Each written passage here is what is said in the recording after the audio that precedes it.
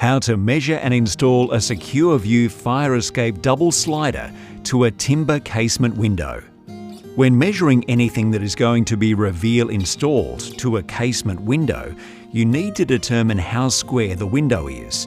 All double sliding security screens must be installed 100% square. Measure the reveal depth to check if we can install this type of window without adding any build-out frames or other accessories. The reveal measurement is 80 mm. Measure how far the latch or handles protrude. In this case, the handle sticks out 35 mm. A fire escape double slider window set need 45 to 50 mm for clearance. Luckily, this is what we have in this situation. We're good to go.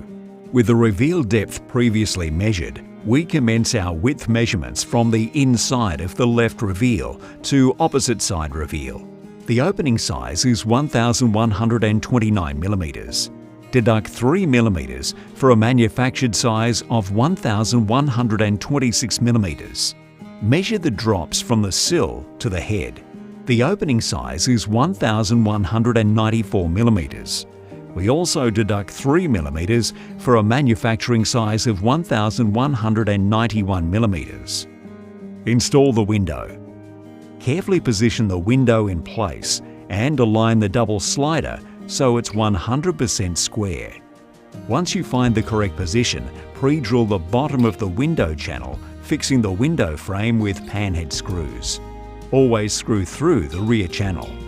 Fix with 6-gauge screws between 40 and 70 mm long. Panheads are fine.